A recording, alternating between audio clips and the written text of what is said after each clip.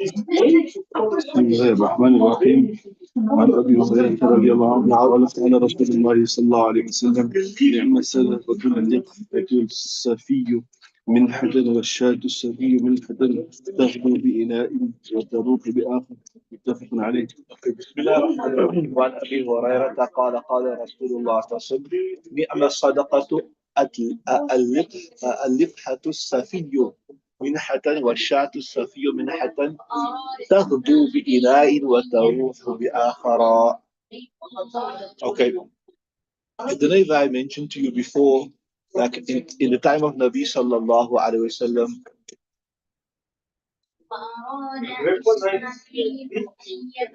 right?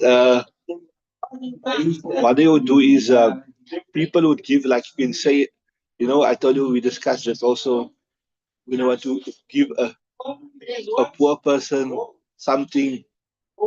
What they'll do instead of giving them once off, they'll give him a tree and say, right, look here, take this tree here, and then whatever fruit comes from here for so long time, you can benefit from it, right?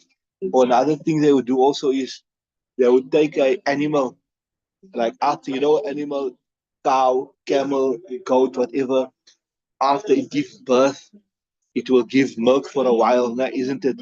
So for this season here, you keep this goat by you, you keep this camel by you, or you keep by this cow. And because since you're going through a tough time this year, you can benefit from the milk of this animal. So narrating the authority of Abu Hurairah, he said, Rasulullah said, Ni'ma sadaqatu, what a wonderful sadaqah is, al-liqhatu safiyu, right? This animal that gives milk, minhatan, as a loan, so to say, washatu safiyu, or a sheep that gives, right? Right, minhatan, as a temporary loan, taghdu bi'inahin, in the morning it gives one utensil, wa taruhu bi'akhara, in the evening it gives another utensil of milk. Muttafaqun alayh. So al-liqhatu refers to the camel that gives milk, a milk-bearing camel.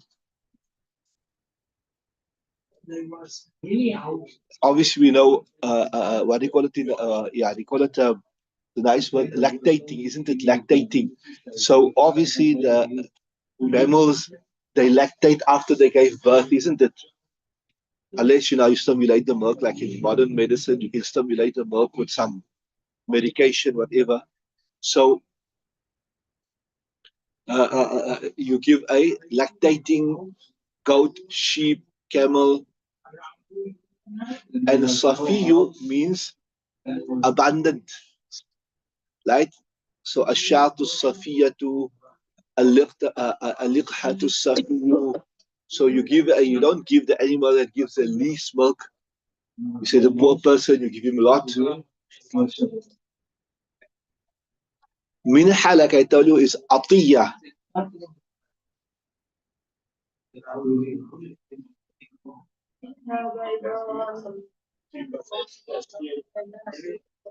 I told you give it ariyatan. You do this kitabul ariyah. So you can benefit from the milk, etc. تغدو بإناء.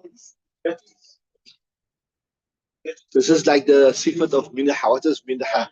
Such an animal alone that it gives in the morning a utensil.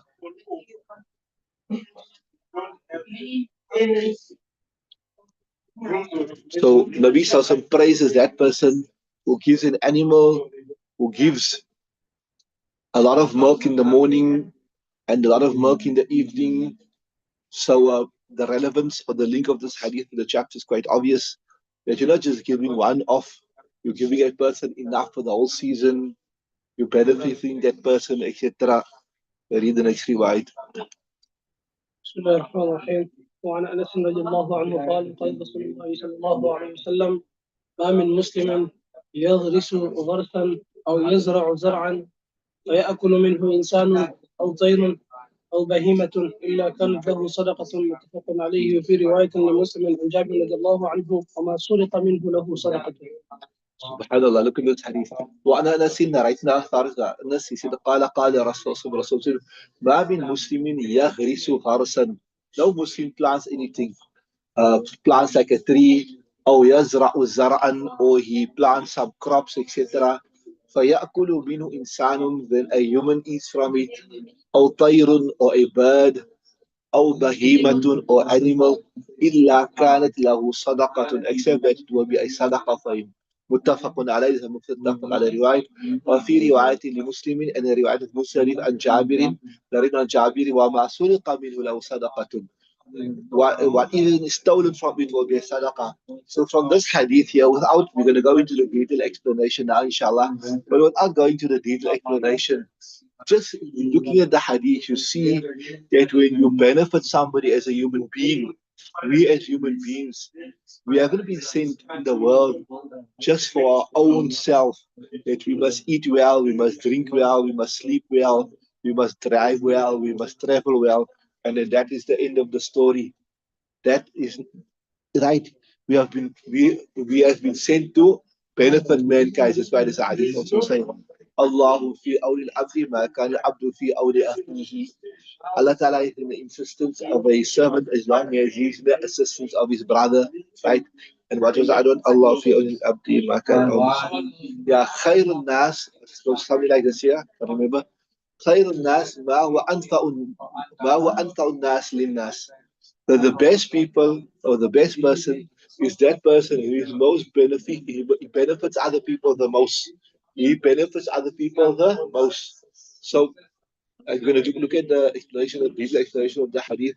But what I'm saying is, we as human beings, we must be always on the lookout.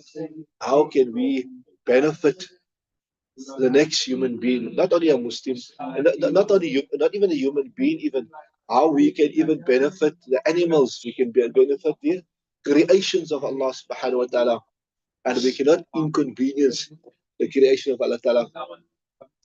There's a story, just an interesting story related to this, what I was saying, that we must always be on the lookout how we can benefit mankind and avoid inconveniencing mankind.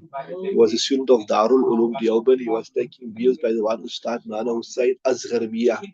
So after the eight, he wanted to pick up the dastarkhan and dispose of all the dirt.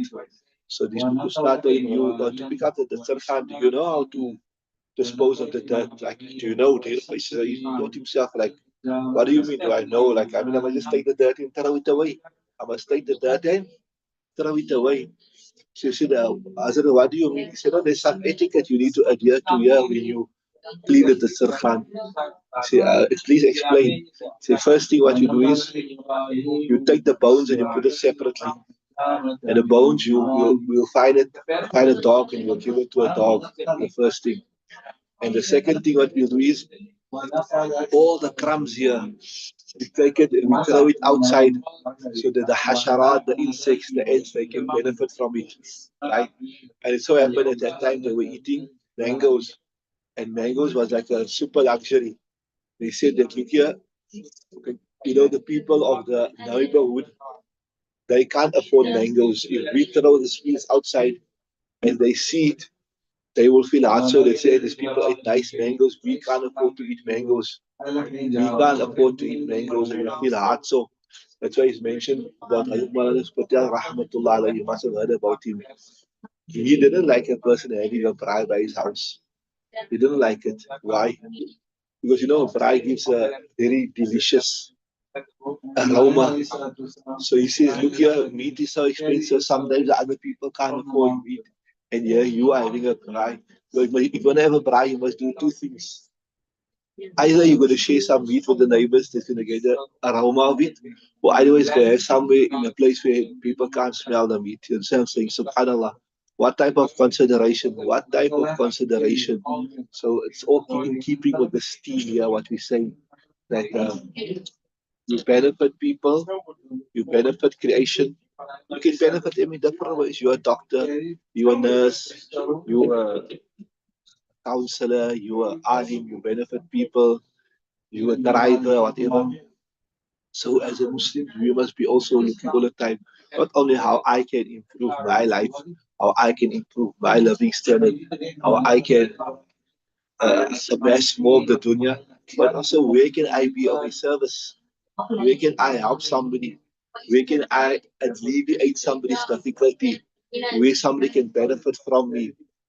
So the hadith says that the Rasul said that no Muslim yaghrisu gharasan, right? Gharasa, it means gharasa means like to plant something. I can refer more to like to plant a tree or something. And zara'a yazra'u means like to sow crops, right?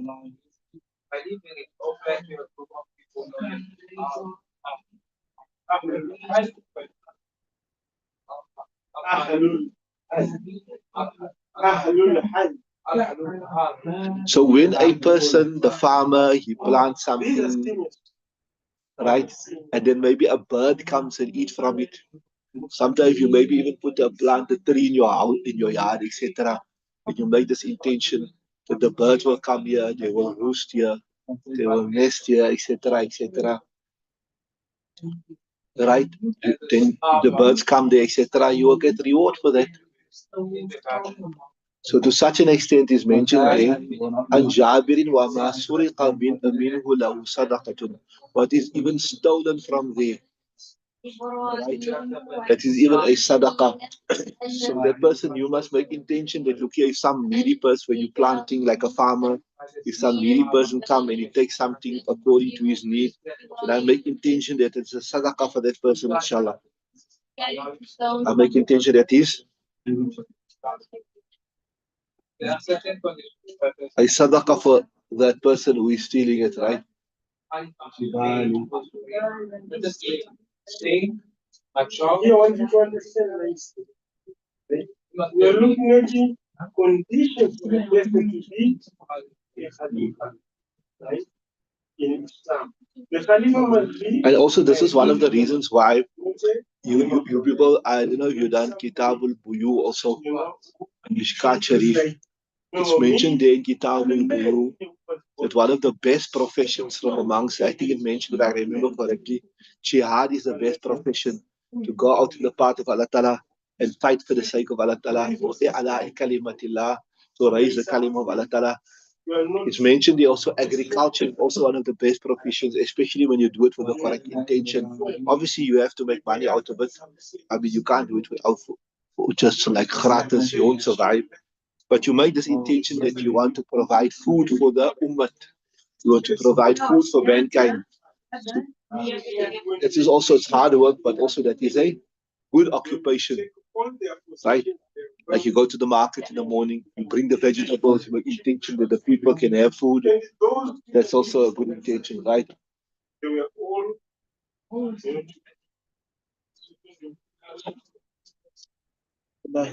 1 second. Yeah, so why is this?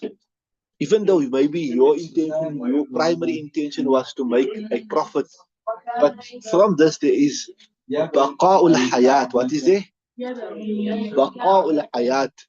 People will live because you are contributing to the continuation of life on this dunya.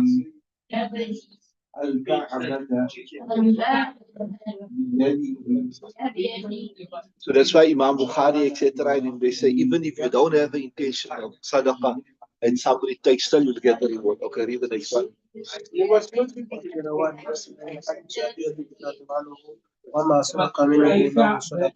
you must not. Yeah, what Jabir, so I tell you that I explained this. That some ulama say that if you have the intention that maybe the poor people can take, and some ulama say even if you don't even have intention, like that the poor still you will have get reward. Why? Because originally, what was your primary objective for going into farming? What was your primary objective for doing that, plowing the land? That you want to provide food for the creation of Allah Ta'ala. خير الناس من هو أنفع الناس للناس, right? I think that's the words of the hadith. You double check it. Read the next hadith. وعن ابي هريره رضي الله عنه قال قال رسول الله صلى الله عليه وسلم وفي لامراه مورثه مرة بالحديد على راس رقي يلهث على رأس رقي يلهث. كان يقتله العدل ونزعت خفها وأوثقته بدمائها ونزعت له من الماء فغفر لها بذلك. قيل إن لنا في البهائم أجرا، قال في كل ذات كبد رطبة أجر. أجر. Right. Muttafaqun alayh. So this is a famous hadith that you heard it over and over again. Nevertheless, وعن أبي هريرة narrating أثر أبو هريرة رضي الله تعالى عنه قال رسول الله صلى الله عليه وسلم غفر لامرأة مومسة. It has been forgiven for a immoral woman. Yeah, what I mean is like what we say, woman of the night, woman that sell her bodies, Allah Ta'ala protect us all. مرت بكلب, she passed by a, so this probably happened in the Bani Israel. مرت بكلب على رأس رقيق, she passed by a dog at the mouth of a well. يلهث, it was panting, right? كاد يقتله العطش, it was close that thirst was going to kill it. فنزعت خفها, she removed her خف, a leather shoe or leather sock, right? فأوثقته بخمارها, she tied it with a scarf, right? Right, so she made like a rope or something. فنزعت له من الماء, then she drove for him, for the dog, from the water. فغفر لها بذلك, it was forgiven for her with that. قيل إن لنا, so the Sahaba Ikram said, قيل إن لنا في البهائم أجرا يا رسول الله. Will we also be rewarded for animals, like benefiting animals? قال في كل ذات كبد, في كل ذات كبد رد أجر. In the possessor of every wet liver is a reward. So what do you mean by wet liver? Normally in Arabic, when you speak about a living thing, then you say ذات كبد, ذات رد. Because obviously a person can't live without a liver, and wet normally signifies life. So in other words, what it means, so it's an expression, in every living thing, في كل ذات كبد رب أجر, in every living thing there is a reward. متفق عليه, متفق عليه رواية. Right, so okay, 2, 3 things here. The first thing is this here, that obviously we see there's great reward. There is great reward for what?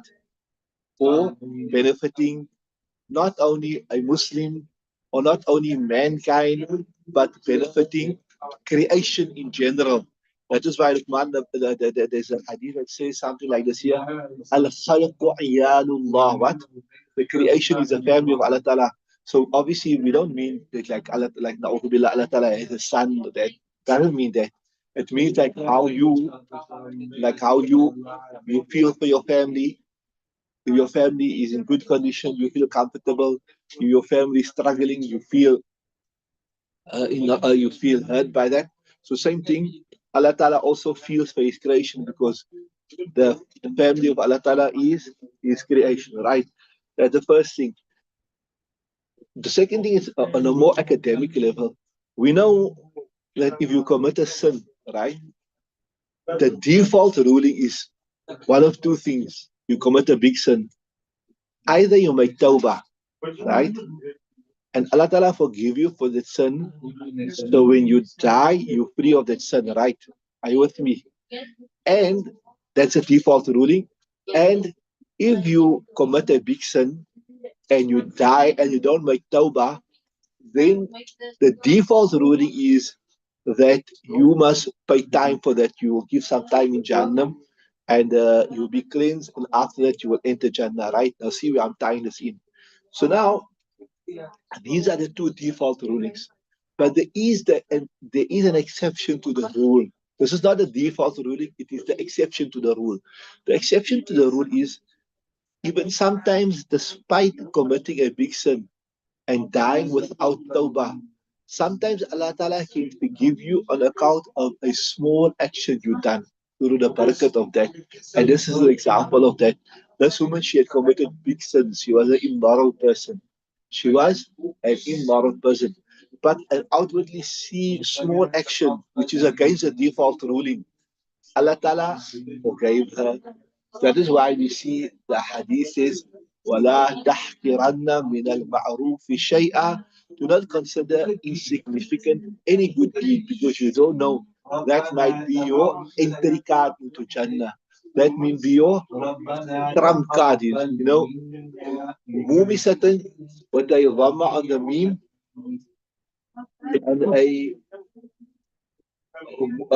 some riwayat say with a fatah mumasatun or mumisatun. Refers to actually you say fasiqa, fajira woman.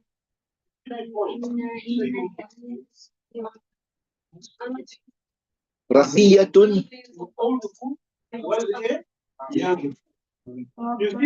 It refers to unfinished well, like you know, one is you build a wall around the well. This word lahitha yalhath actually comes in Quran. Tatruku yalhath, right? It's when the dog is tired at the pressure, his tongue is out. So normally they say, I think I read somewhere else. The reason why when a dog is tired, his pressure, his tongue is out, he wants to capture the moisture from the air.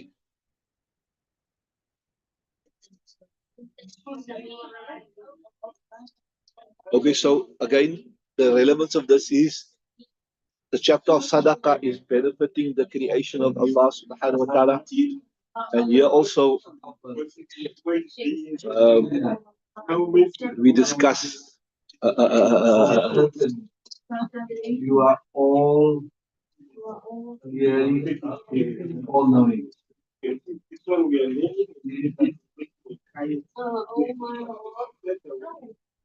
Benefiting creation, benefiting mankind, benefiting the makhluk, etc. Next slide. بسم الله الرحمن الرحيم. وعن ابن عمر وابي هريره رضي الله عنهما قال رسول الله صلى الله عليه وسلم: عذبت امراه في هرة امسكتها حتى ماتت من الجوع فلم تكن تطعمها ولا ترسلها فتأكل من خشاش الأرض. متفق عليه. بسم الله الرحمن الرحيم. وعن ابن عمر نريتنا خالد بن عمر وأبي هريرة and Abu Huraira قال رسول الله صلى الله عليه وسلم said أذبت امرأة, a woman was punished في هرة with regards to a cat أمسكتها حتى ماتت من الجوع. She أمسكتها, held it back, she imprisoned it حتى ماتت من الجوع, until it died because of hunger. فلم تكن تطعمها, she didn't feed it, ولا ترسلها, and neither did she leave it, فتأكل من خشاش الأرض, to eat from the insects of the earth, right? متفق عليه.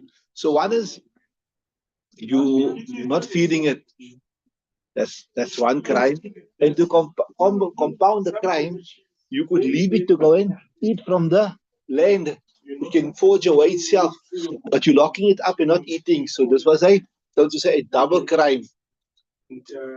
So fi hirratin, you can say yeah, fi is fit fata'alil, because of a cat, right? Then khashash, mention you can say khushash or khashash.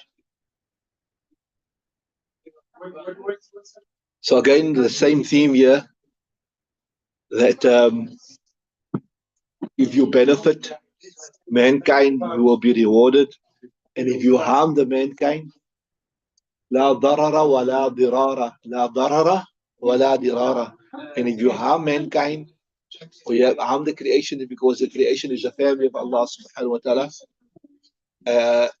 it will count against you. And here it says here, some ulama say, see, this looks like a, outwardly appears to be a saghira. You know, we discussed in the reading of Mishkaat. One is kaba'ir, the big sins, and one is sagha'ir, the small sins. So here it seems that that's why they say when you do the definition of big sin, some ulama mention when you persistently engage in a small sin, it becomes a big sin. So this could be one of the examples. This woman persistently engaged in a small sin, and it became a big sin.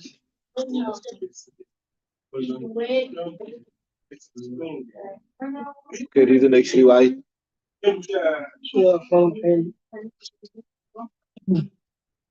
وعن ابي هريره رضي الله عنه عن ابي هريره رضي الله عنه قال رسول الله صلى الله عليه وسلم: مر رجل بغصن شجرة على ظهر طريق فقال: لأنحين هذا عن طريق المسلمين لا يؤذيهم فأدخل الجنة متفق عليه. وعن أبي هريرة أن رأيتنا أثار أبو هريرة قال رسول الله صلى الله عليه وسلم مر رجل بغصن شجرة. A person passed by a branch على ظهر طريق. Maybe was laying or it was going onto the road. فقال لا أنحين هذا عن طريق المسلمين. He said, I will remove this from the road of the people. لا يؤذيهم, it must not harm them. فأدخل الجنة, and as a result of that he was entered into Jannah. So I told you sometimes you may be, because of your deeds are not good enough, or your bad deeds are too much, and as a result of that you have to enter Jahannam. But you do one small deed, and against the default ruling, Allah Ta'ala through His mercy, through His clemency, He can forgive you. So sometimes you see there's an opportunity to do one good deed, and your mind you think, it's a small thing, man. Like you give somebody something, or say some kind word to something, or you in your mind you think, it's a small thing, but you never know. You never know. That could be your saving grace. That could be your saving grace. That could be your key to Jannah. Okay, next one. وعنه رضي الله عنه قال قال رسول الله صلى الله عليه وسلم وقد رأيت رجلا يتقلب في الجنة في شجرة قطعها من ظهر الطريق كانت تؤذي الناس. كانت تؤذي الناس. وعنه also narrated after Abu Huraira, he said, قال رسول الله صلى الله عليه وسلم, that when Nabi Sallallahu Alaihi Wasallam Mi'raj, or besides Mi'raj also, Nabi Sallallahu Alaihi Wasallam had many visions of Jannah, right? Remember that the hadith you done, that Nabi Sallallahu Alaihi Wasallam used to sit after Fajr and he used to ask the Sahaba Ikram, did anybody see a dream? And then he would tell them, if they never see a dream, tell them about the dream. He saw, I saw a person يتقلب في الجنة. He's moving around happily in Jannah. Why? Because في شجرة, with regards to a tree, قطعها من ظهر الطريق. He cut it from the part of the believers. كانت تؤذي الناس. It used to harm the people. رواه مسلم. Imam Muslim writes this one. Write the next one. وعن أبي هريرة رضي الله عنه قال قلت يا نبي الله علمني شيئا I got one Abi Barzata.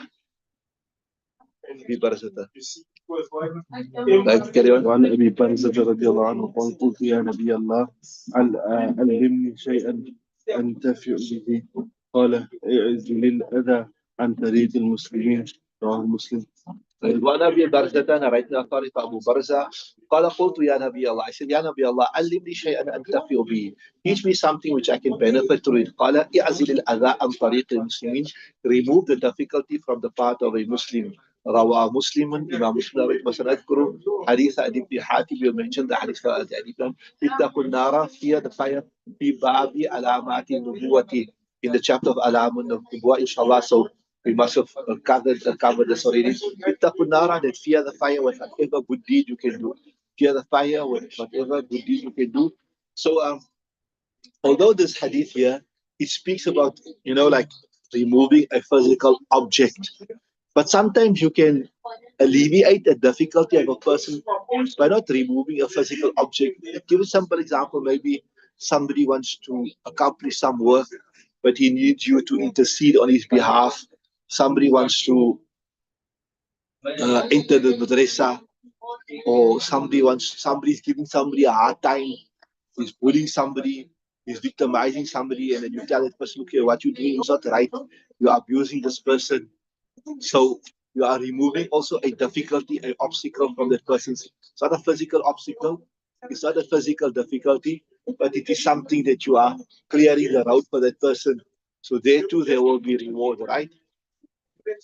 Okay, read one more. الثاني الله بن السلام رضي الله عنه قال لما قدم النبي صلى الله عليه وسلم المدينة جئت فلما تبينت وجهه عرفت أن وجهه ليس بوجه كذاب.